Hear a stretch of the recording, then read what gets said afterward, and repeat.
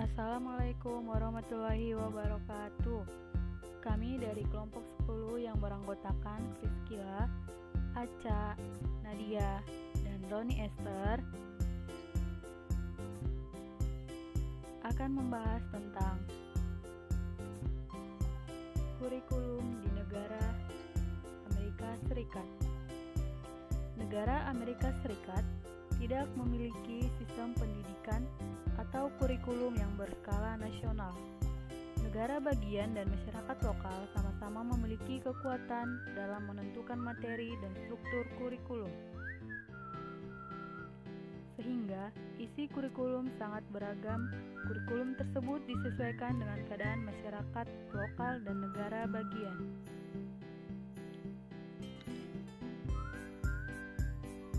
Organisasi sekolah pada tingkat lokal diperkenankan menentukan program atau isi kurikulum sepanjang masih di dalam rambu-rambu atau petunjuk yang ditetapkan oleh pemerintah negara bagian tersebut. Pada tingkat sekolah dan kelas, guru dapat mengembangkan kurikulum berdasarkan standar dan kerangka dari pemerintah negara bagian, menggunakan sumber-sumber material yang ditentukan oleh pemerintah atau menentukannya sendiri. Selanjutnya, ada tujuan pendidikan negara Amerika Serikat. Menurut Schröder, sistem pendidikan di Amerika Serikat mencerminkan ciri dari sistem pemerintahan di sana, yaitu federal dengan desentralisasi melalui pemerintahan negara-negara bagian. Tujuan sistem pendidikan Amerika secara umum dirumuskan dalam 5 poin, yaitu sebagai berikut. Yang pertama, untuk mencapai kesatuan dalam keragaman. Yang kedua, untuk mengembangkan cita-cita dan praktek demokrasi. Yang ketiga, untuk membantu pengembangan individu. Yang keempat, untuk memperbaiki kondisi sosial masyarakat. Dan yang kelima, untuk mempercepat kemajuan nasional. Sistem pendidikan di Amerika Serikat. Jenjang pendidikan dasar dan sekolah menengah menjadi pendidikan wajib bagi seluruh siswa di Amerika Serikat. Jenjang pendidikan dasar dimulai dari taman kanak-kanak hingga sekolah dasar kelas 5. Terkadang ada juga hingga kelas 4, 6, atau 8. Hal itu mengacu pada sistem kurikulum di negara bagian setempat. Sekolah menengah pertama dimulai dari kelas 6 atau 7 hingga kelas 9. Sedangkan sekolah menengah atas dimulai dari kelas 9 atau 10 hingga kelas 12. Dimulainya jenjang junior high school dan senior high berbeda di setiap negara bagian karena mengacu pada demografi usia setiap siswa di negara bagian tersebut. Hal tersebut menjadikan sistem pendidikan di Amerika Serikat memiliki beberapa pola pendidikan, yaitu 1. Taman kanak-kanak dilanjut SD kelas 1 sampai 8, dilanjut 4 tahun SMA. 2. Taman kanak-kanak dilanjut SD kelas 1 sampai 6, dilanjut 3 tahun SMP, dilanjut 3 tahun SMA. 3. Taman kanak-kanak dilanjut SD kelas 1 sampai 4 atau 1 sampai 5, dilanjut 4 tahun SMP, dilanjut 4 tahun SMA.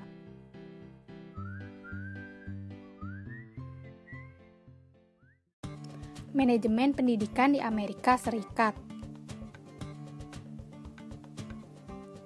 Mengembangkan pola desentralisasi, maka manajemen pendidikan di Amerika Serikat dikelola berdasarkan kebutuhan masyarakat negara bagian dan pemerintah daerah setempat.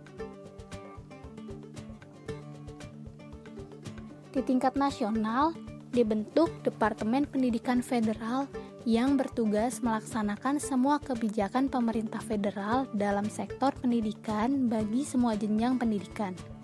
Namun karena sebagian besar kewenangan sudah diserahkan kepada pemerintah daerah, maka departemen ini hanya menjalankan pengawasan saja.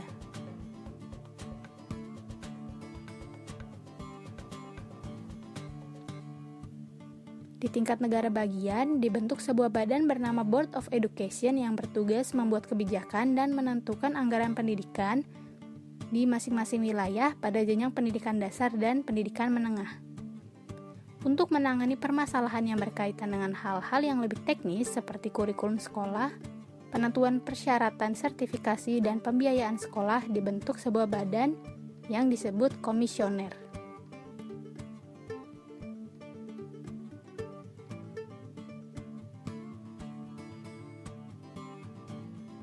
Jenis-jenis kurikulum pendidikan di Amerika Serikat.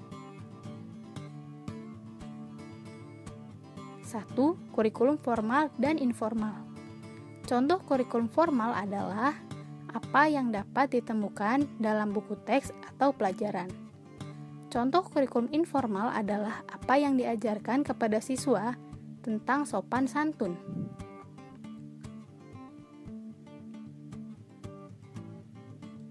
Yang kedua, kurikulum tersembunyi.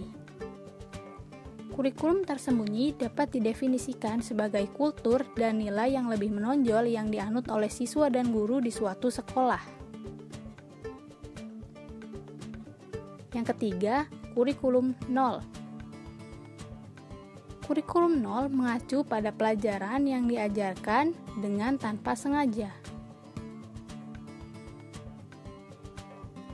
Yang keempat, jarak fisik sebagai kurikulum. Beberapa pendidik berpendapat bahwa apa yang terjadi di sekolah adalah sebuah kurikulum. Jadi, desain fisik sekolah bisa juga disebut sebagai kurikulum.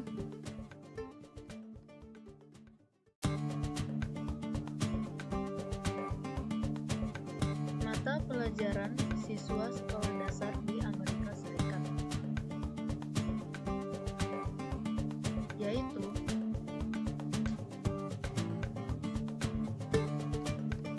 matematika, membaca, mengeja, menulis, bahasa Inggris, geografi, sejarah Amerika, ilmu pengetahuan, kesehatan, musik, seni rupa, dan olahraga.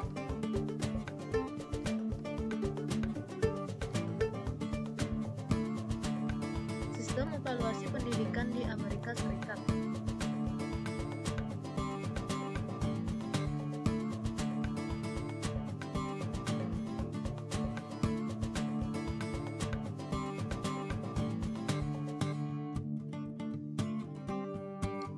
Sistem penilaian yang mayoritas digunakan di Amerika Serikat adalah Performance-Based Assessment dan Project-Based Assessment.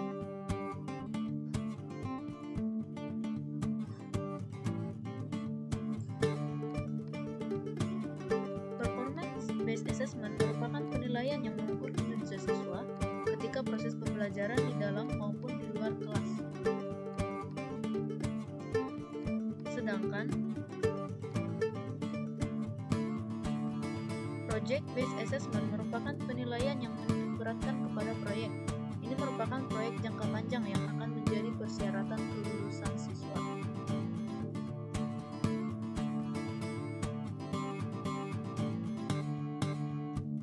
Kedua tes tersebut diselenggarakan oleh sekolah secara desentralisasi.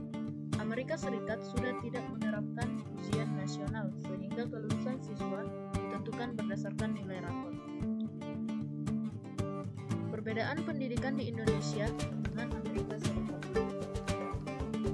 Yang pertama, berdasarkan tujuan. Tujuan pendidikan di Indonesia yaitu untuk mengembangkan potensi peserta didik agar menjadi manusia yang beriman dan bertakwa. Sedangkan tujuan pendidikan di Amerika Serikat adalah untuk mencapai tujuan dalam keragaman dan mengembangkan cita-cita dan praktek demokrasi. Yang kedua, berdasarkan perancang kurikulum.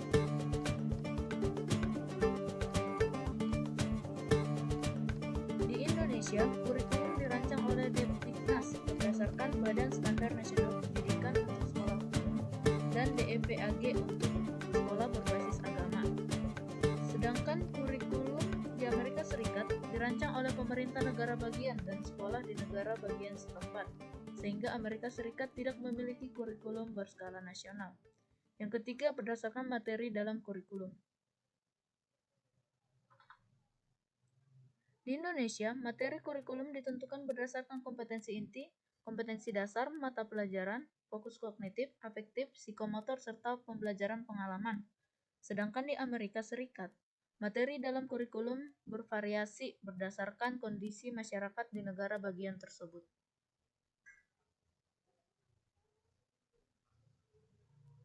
Sekian dari kelompok kami, terima kasih.